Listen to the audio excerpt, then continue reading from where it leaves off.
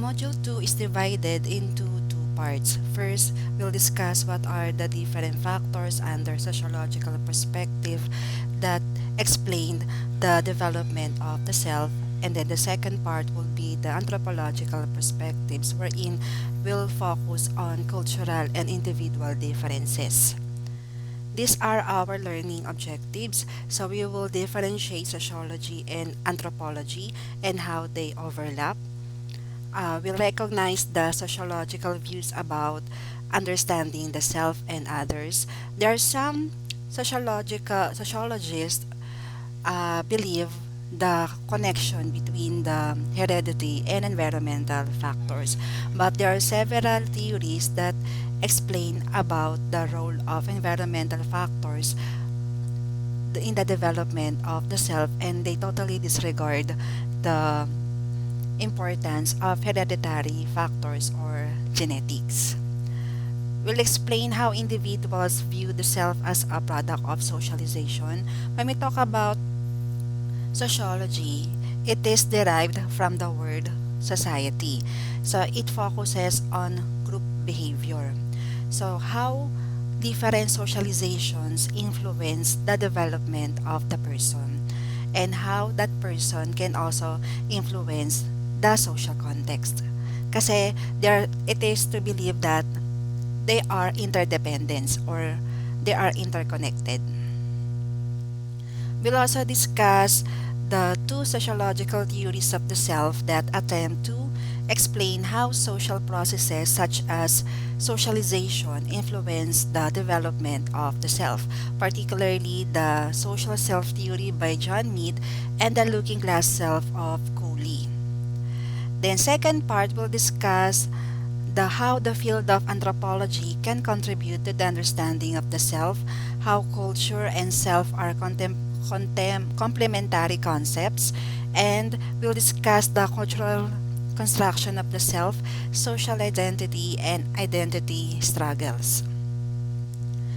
When we define sociology, it is a study of the ways groups of people interact with each other and how their behavior is influenced by social structures, organizational structures, the hierarchy from the family up to the community. Then we also discuss about categories and different institutions. Whereas for anthropology, it is the systematic study of humanity with the goal of understanding our evolutionary origins. So we have to go back to our history, our distinctiveness as a species, or simply the study of humans and the ways they live. As I've said, sociology originated from the word society, whereas anthropology is about culture. The other differences of sociology from anthropology: for sociology, it studies the ways group of people interact. So we are referring to different social contexts.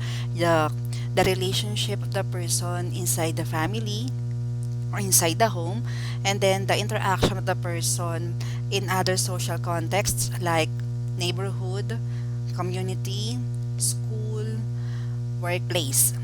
Whereas for anthropology, studies about human and the ways they live. So we are referring to the behavior of the person in a specific place. Then another difference, sociology often studying institutions like we have to adhere to the structured organizational structure that we have, or different groups, and like for example in the family there's also an institution and a structure. So we have the parents, siblings, and then grandparents. Then anthropology studies about culture at the micro level. When we talk about micro level, it means that we have to focus on individual differences. Here in the Philippines, though, there we have different behavior whenever you are living in a rural or urban places. So you're showing different behavior, which is part of your culture. In the Philippines, we have different Filipino cultures. So we have different culture if you are depending on your ethnicity or the place that you live. Like for example, you're living in Cavite, in Mindanao, in Visayas. So you're showing or expressing different behavior which is based from the existing culture in that particular place.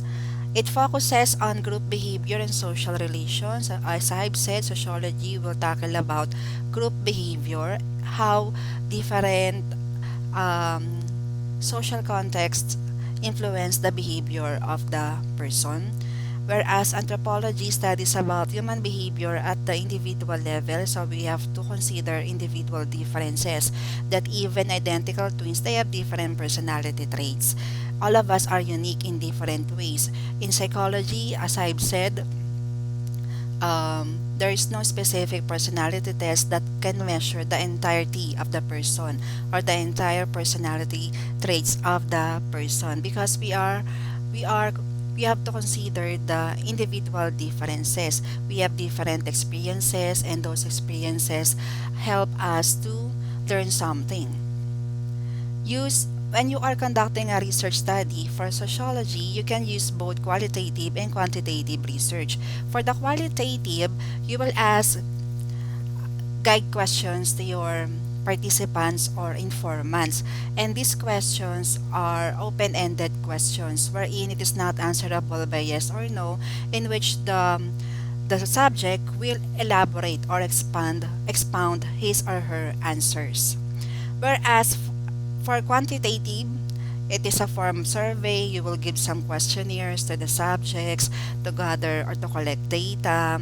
You can also use a large group of individuals as part of your participants, informants, or subjects or sample from the specific population. Kasi when you're conducting a research study, it is advisable just to use a sample or a group of individuals from the target population. Why? It is time consuming. You have to have a large budget for that. So in your research study, we will only focus or we will only get a group of individuals from the population, because that is something that is achievable for the researcher. Whereas for the anthropology, it uses qualitative research, particularly ethnographic research. So for the ethnographic, it is similar to immersion, wherein if you want to study the behavior of specific ethnic group or specific group of people, then you have to go there to to their place and to live and to act as you are be are act as you are part of that group. So it's like immersion for several months or days, weeks, or several months, in order for you to collect enough data about the behavior of your target population or sample. Then for sociology, it's more solution oriented, and the goal is to try to solve social problems through policy. Like for example, during this pandemic time, so there are several policies implemented by the government in order for us to prevent suffering from the illness, the COVID. So we have to follow that. So they implemented strict quarantine from ECQ, GCQ, MECQ, then bubbles, tiny bubbles. So then we have to follow that because we are good citizen of our country. Because if we don't follow it, then most likely we will commit or we will have some form of punishment. Then the goal for anthropology, the goal is to understand human diversity or individual differences and cultural differences. Then study of social consequences of human behavior. For anthropology, the study of humans, past and present. So the first sociological perspective that we will discuss is the bioecological systems of Yuri Brenner. So it was formulated by Brenner and posits that human development is being influenced by his interactions with various social aspects or contexts of his environment. However, he believed that it is not solely the influence of environmental factors, but he also acknowledged the role of genetics or heredity or the traits that we have inherited to our parents. So in short, he emphasized the connection, the relationship of heredity and environmental factors in the development of the self. According to him, we are not passive individuals, that we are prisoners of our environment, who is being affected solely by the environment, but we also influence the environment. So likewise, we are rational being, that we are capable to think whether we will be affected by the circumstances around us. So it is really based from our interpretation or phenomenological experiences. So when we talk about phenomenological experiences, it really depends on the interpretation of the person who is experiencing it. Even if we have the same problems, but we have different people have different approaches in solving the problem. Like for example nga, if you are heartbroken, you perceive the situation positively. That's why you're able to manage the negative emotions. So you're able to overcome it and to move on with your life. You accepted the notion that there are some people who may be part of your history but not your destiny. However, your friend who has the same fate, but she perceived the situation negatively. That's why she experienced depression and other negative emotions. So same problem but different approaches. It is really based on the subjective interpretations of the person who is experiencing the situation or specific condition. Then next, under the bioecological perspective, Brenner posit or formulated the different systems in the social context. Though it looks like a complex system, but it is only composed of mutually overlapping subsystems. So this is the ecology of human development from microsystem, the mesosystem, exosystem, and then the macrosystem. The smallest system is the microsystem that composed of our immediate family members. Then for the mesosystem, it is extended to the community, and then exosystem to the other extended family, media, legal services, and then the largest would be the macrosystem that composed of social class like socioeconomic status, and of course the culture and even the law, the rules and regulations.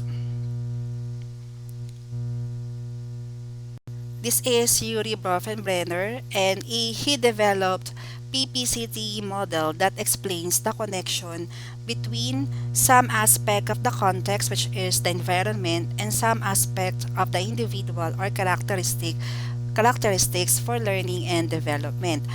Remember that Brenner acknowledged the connection between the heredity or the genetic factors as well as environmental factors in the development of the self. So he wanted to know what specific factor contributed to the environment and what specific factor contributed to the heredity. PPCT stands for person, process, context, and time. So we will discuss proximal process and the idea of person. So proximal process, we are referring to the environmental factors. And then idea of persons, then we are considering the different characteristics of the person. First is the proximal process. So it is the closest interaction in the immediate environment. So we are referring to the interaction of the person to the immediate family members, since we are known to be extended family. If the extended family members like the grandparents, cousins, uncles, aunties are living in the same household, then we they will be included in the proximal process.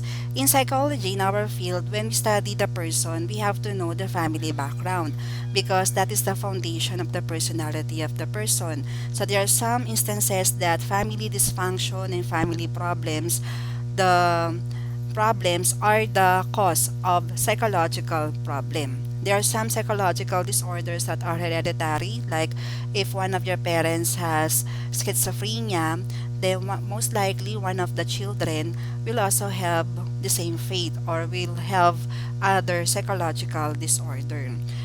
But in sociology, it does not other sociologies, it does not focus on immediate environment or micro level, but also the bigger picture or the macro level. So there are some factors in the macro level that affect the micro level, like pandemic, loss of job. So you 'di ba, during this pandemic time, there are some Filipinos or people who have lost their job. Somehow, that could influence the micro level. So it affected his relationship to his immediate family members. So since they are facing financial problems, so somehow in the household, they also experience financial constraint. So somehow it also influence the relationship of the person to the immediate family members. We have to accept the fact that money is really important, especially if you're not well off or rich. Then, like, you lost your job. So, most likely, some problems, family problems will arise because of the precedent or because of that um, situation. So, you will not be able to support financially, you cannot support your family financially, by the way, yun. And somehow, it will trigger some problems inside the household. From the micro level, different factors in the macro level can also influence the micro level. You see the connection? Then next is the idea of person. So we have mentioned that it is reciprocal. So we are not just being influenced by the environment because we are rational being, and we can also influence the environment. Aside from that, we have the following factors that help us to influence our environment. First is the idea of demand. So gender differences. So we have different characteristics. For men, they are showing masculine characteristics. For female, they are showing female characteristics. But in psychology, particularly in the theory of Carl Jung, he believed that all of us have bisexual tendency. So even if you are a male, then you are capable to show feminine characteristics. So if you're a female, then you are also showing some masculine characteristics. Like you're a male, but you are soft, you are kind-hearted, or you're soft-spoken, you are effeminate, you are crying, and all of those are characteristics of a female. Then you are a female, but you are showing masculine characteristics, like you are aggressive, you are strong-willed, you are decisive. Women are known to be fickle-minded, but you are showing that you are capable to lead, or you are decisive. Whenever you decide on something, you will stick to it. Like another example, if you are the eldest and then your father died, so you will now assume the role of your father. You will become the breadwinner. It's only normal for us to show different characteristics or combination of different characteristics. Another is we have different societal roles. So if you are a father, then you are the provider. You have to be a good provider. Then for female, then your responsibility is to take care of the household. Because however, those are traditional approach when it comes to family orientation. They will also have different responsibilities. So we have to consider the personal characteristics or the idea of demand. Ano pa ba? Yan, yung mga role, race, yan. What else? Idea of demand like uh, yung gender, yan, age. So we have different characteristics if you are younger compared with characteristics of older people. The next is idea of ano pa, under idea of demand. Yan, di ba? You cannot teach all dogs new tricks. So as much as possible, we have to inculcate to young generation how to become responsible so that the next generation will also follow them. Then idea of resource so pertains to mental, emotional, and material capability and even inadequacies. So we have to consider the skills, the potentialities, the strengths, and even the limitations of the person. Under the idea of resource, um, we can also include the financial stability. That's why we cannot blame those people who are not well off or who are poor why they behave the way they do, especially during the lockdown. So if you have the means to buy food, it's okay for you to follow the policy implemented by the government. But if you are poor, so your your only source of income will be your job, then most likely they have this difficulty to follow to the policy. Like for example, especially last year, they were in the government implemented strict policy when it comes to lockdown, yung sa ECQ. Totally, you're not allowed to go outside for several days or even weeks. Some people do panic buying. There's some people who will just panic but they don't have the means to buy food. So that we cannot question their behavior because maybe there is a problem or there is a lacking in this particular um,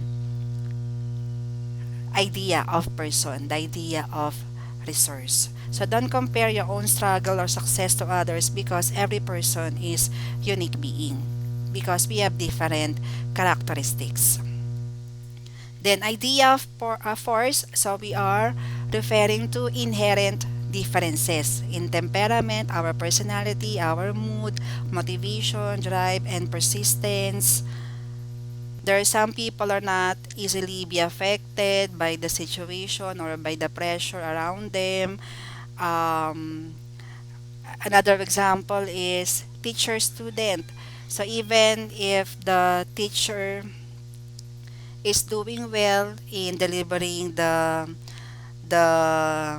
learnings, but if we have the problem on the part of the student like they are not motivated to study, then the learning will not be effective. With all this, we really cannot always say that the environment is really influence the person. So we also have to consider the individual characteristics. So yeah, we have to look for the idea of the person because they are really interrelated and interconnected. As for the subsystem of Loeffenbrenner ecological systems, he believed that a person's development was affected by everything in their surrounding environment. And then he divided the person's environment into five different levels. So first we have the microsystem, then followed by the mesosystem, exosystem, macrosystem, and the chrono system. First is the microsystem. So it is the smallest and most immediate environment in which children live. But it is not only limited to the home. We can also include school or daycare, peer group, and community environment of the children. Somehow it is similar to proximal process, in which it refers to the patterns of activities and interactions experienced by the individual immediate setting. Microsystems include the child's family.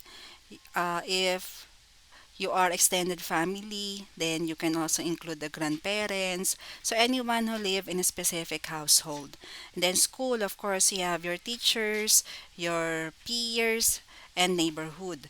Microsystem also include sports and activities such as karate class, Girl Scout, Boy Scouts, what else? Taekwondo, um, basketball team, so any sports related or activities in which the person engage with.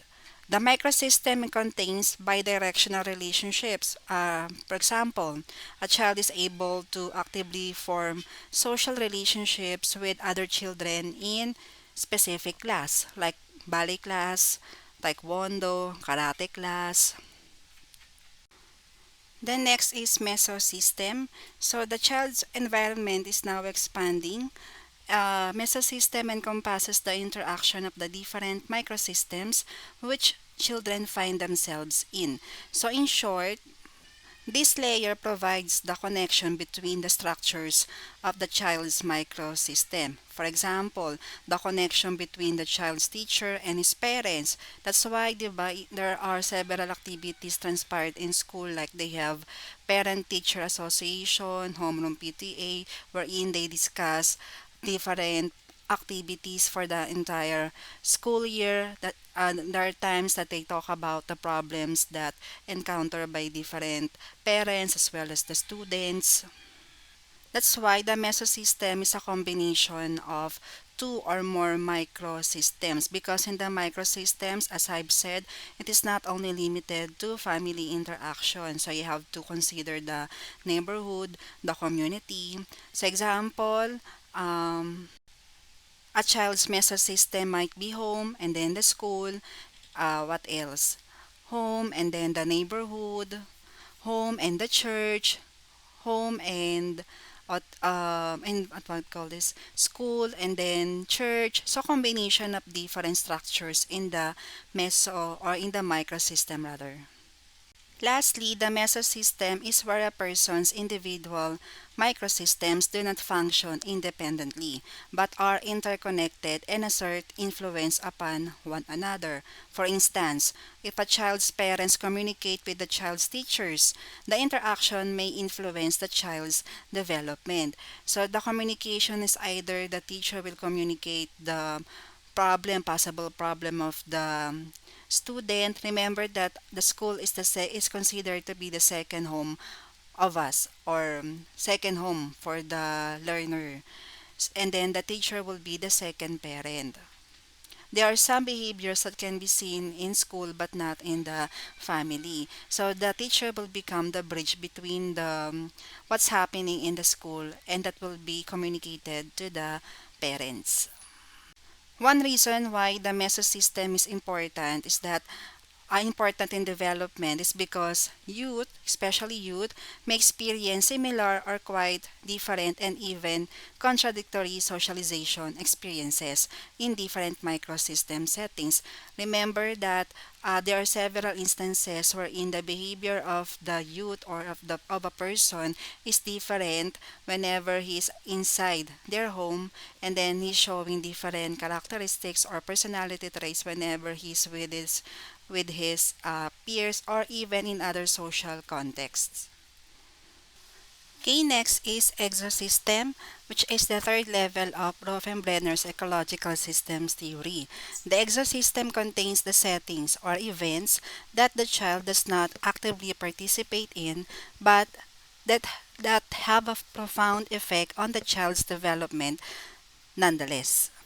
It consists of environmental elements that greatly affect a child's development. Unlike home and school, the exosystem is made up of external factors that a child is not directly involved with, such as their government, legal systems, and the media. Examples of exosystems include parents' workplaces, parents' friends, and the mass media. So these are environments in which the child is not involved and are external to their experience but nonetheless affects them anyway. Another example, like yan, work from home. So instead of connecting with the child, so the parents are busy doing their um, job at home. So work overtime. So when they, in case that it is a regular setting or normal setting, like they will go to the office, so they will work overtime. So when they leave the home, the children are still sleeping, and then when they uh, go home, the children are also sleeping. So it means that they don't have any chance to meet particularly every work days. Another example, parents paying the taxes that affect your family budget. So of course, this one of the we can consider that as a pressure on the part of the parents. So you have to do some budgeting about your financial um, assets. Another example is upbringing of your grandparents to your parents. Of course, that will definitely influence how your parents will um, approach you. So, of course, we have to consider the free will there. Like, for example, if the parents' upbringing based on the grandparents, they are authoritative, and then your parents realize that in case that they will have their own family, they will not apply that kind of parenting style. So it really depends. Of course, as I've said, we have free will, and it is really based on our subjective experiences. How exosystem differs from mesosystem. For mesosystem, it consists of interconnection between the structures in the microsystems. For example, between the family and teachers, or between the child's peers and the family. For exosystem, it it involves links between social settings that do not involve the child. It's like indirect influence on the part of the child. The next is the macrosystem, which is the largest and the most distant collection of people and places to the children that still have significant influence on them. It refers to the culture or society that frames the structures and relationships among the systems. The macrosystem has laws and law enforcement practices, government agencies, political parties, social policies, healthcare resources, economic systems, educational resources, media, and many values and symbolic forms of influence that create the social, political, and financial context for development. Macrosystem include socioeconomic status, how the following factors influence the child's development, such as culture, socioeconomic status, religion, government regulations, and enactment of laws, including ethnicity, geographic location, and ideologies of the culture. For example, a child living in a third world country would experience a different development than a child living in a wealthier country. Another, you have different environment and experiences if you are middle class or those who are below poverty line. So they have different experiences and different forms of development. Another example, we have different characteristics if you are collectivist or individualistic type of culture. Like for example, most countries in Asia are considered to be collectivists. And then we have different upbringing, though, for those people who are in uh, Western countries because they adhere to individualistic type of culture. So we have to consider those factors or distant factors that somehow influence the development of the person. The last is chrono system. So based from the term chronological. So the individuals are consistently interact with these systems, systems that we had discussed a while ago. Bravenbenner stated that both individuals and their environment constantly affect one another. It is inherent upon human nature to change, and this change may produce disturbance to the system in place and producing self disequilibrium. Like, for example, at first you are living in a rural place, and then eventually you transferred to an or to urban place from province to city. You will be located to another place. Then it will form disequilibrium among the systems that we have or existing systems that you have. However, human beings are adaptive or have adaptive mechanism that is actually a tool for survival. So in case that you will be located to another place, then the all the systems will be um, changed. And since human beings are adaptive, so there is innate potential for us to adapt to the new changes that happened in our system. It will start from the microsystem, then followed by the mesosystem, exosystem, and then the macrosystem. One good example of that is you will be migrate to another country. So totally the systems will be changed. And then you have to adapt to the new changes or to the new environment that you will encounter in that particular country.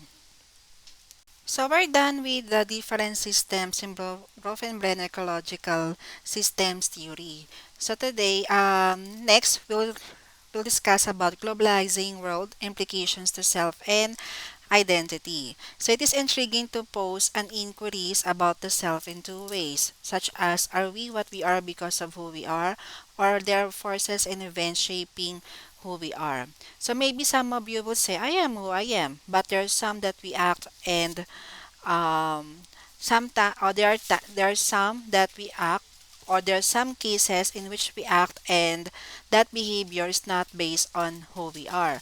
And there are certain forces that trigger the specific behavior, and there are times that you will be surprised that you are capable to express that particular behavior. So there is a event or situation that triggers the emergence of that particular behavior. Like for example, during this pandemic time, there are several people who find new hobbies like vlogging. So they have creative ways to look for another source of income. So they lost their job and then eventually they resorted to online selling just to provide for their family.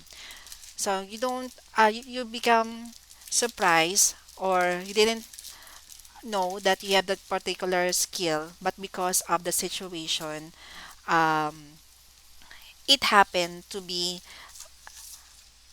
emerge because of the situation. Another example, if you will be migrated to other country to work, there are some characteristics or part of who you are that will be changed since you are in the new environment. So you have to adapt. But the most important thing is here is don't forget the values or the cultures that you acquired prior to that um, change. Just don't forget where do you came from. Diba sabi nga, hindi marunong tumingin sa pinanggalingan, ay hindi makakarating sa paroroonan. So even though we have to adapt to the changes, still we have to look back and to look back to the place or to our origin and to stay in contact with the cultures, with the original cultures that you possess prior to that change. So in short, there are times that we don't act based on who we are because we have to adapt, but it doesn't necessarily mean that we are forgetting of who we are. We have to adapt to the changes in order for us to improve and to survive. Then next is the self in a compressing world. So it tackles about globalization. So when we say globalization, it is the process by which cultures influence each other through channels such as trade, immigration, and exchange of information via mass media and technologies. Like for example, Jollibee already invaded other parts of the world. At first, they only have it only have in Middle East. Now they already invaded the United States. There are some countries who are open for immigrants like Finland because of the decaying workforce. So medyo ano nga, their population are getting old. That's why they encourage other people to migrate in there. Though there is already globalization, there are still restrictions and borders between countries of different races and nationalities. Like for example, whenever you will go to a certain country, there are some countries still that they required tourists to secure for a visa. Maybe the reason behind it because they want to preserve their cultures and to preserve their um, traditions that they have.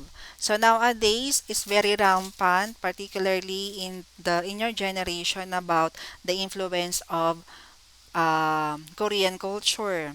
So there are a lot of foods that are connected to the culture of Korean, like samgyeopsal, what else? Yung mga K-drama, 'di ba? So somehow that could be part of globalization. We can easily influence we can easily be influenced by different cultures. Maybe that is the reason or parang being hospitable is the reason why we can easily embrace the cultures and the traditions of other country. We are very much open for that. Another is aside from the territorial boundaries, discrimination is still rampant in different countries. Like if you go in Canada, another yung sa Asian hate. Remember, so the target of aggressive behavior is the toward Asian. So that because they have this perception that the the COVID originated from or they because they believe that COVID originated from China, so they saw or they perceive all Asians as Chinese. Then next, culture shapes individual mindset. Individuals and groups are opening and closing its doors based on their needs, interests, wishes, anxieties, or uncertainties. Though there's already globalization worldwide, there's still demarcation and border between countries of different races and nationalities. They still required tourists or from our people from other countries to secure a visa before they will be allowed to visit their country. Maybe because they do maybe because they wanted to preserve their territory as well as their tradition because there is a danger that if they are very much open to all the people who wanted to visit their country, there is a possibility that their culture will be affected. Like just like in the Philippines, we are like restaurant, which is very much open to those people who wanted to eat, and We could say that there are some cultures of us, Filipino cultures, are no longer visible, maybe because of the influence of other cultures. Most of our cultures originated from the cultures of Spaniards because we were colonized for more than 300 years. There are some Filipino terms that are derived from Spanish terms, right? Second, the society and the self are not mutually exclusive, but rather inclusive. That's why in the Philippine setting, there is a difference between us, which is inclusive, and then we, exclusive.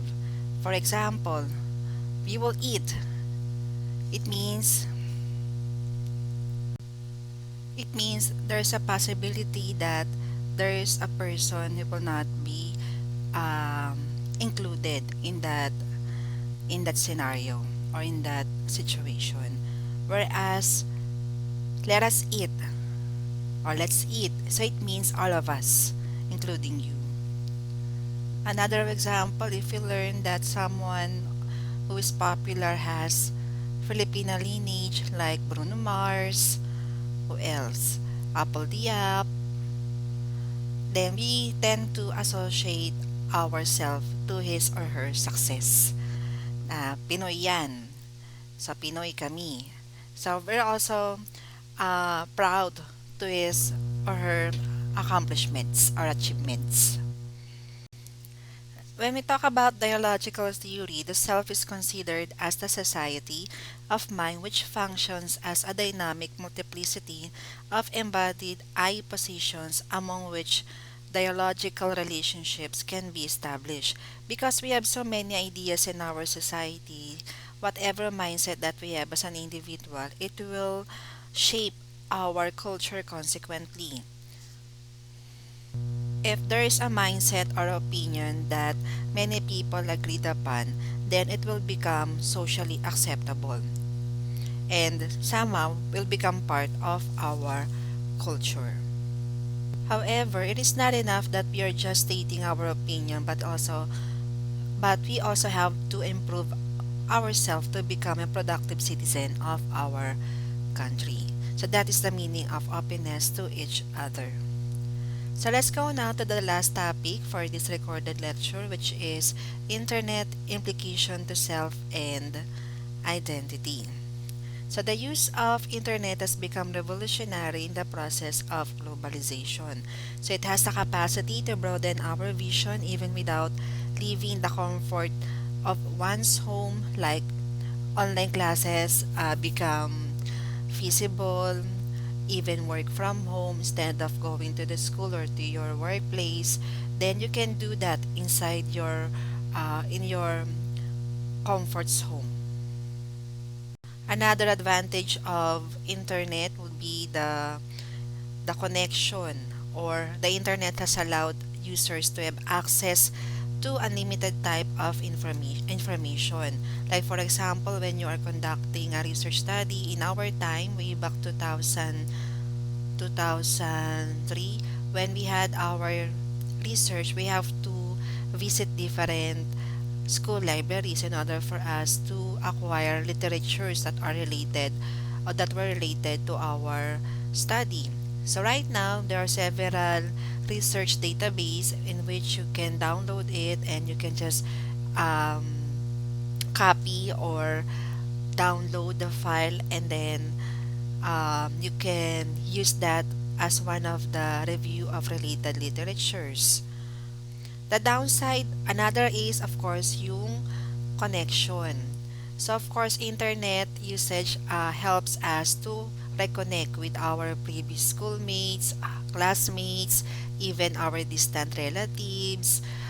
Before, it is um, a easier communication. Before, they use snail mail, so it will take time, take time to be reached by the receiver.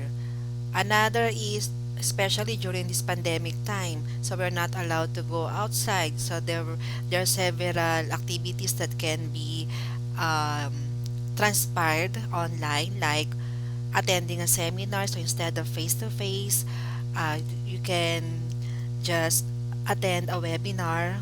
Another is there's also um, virtual reunion, even virtual lamay, 'di ba? Although there are several advantages of using internet, however, the downside of it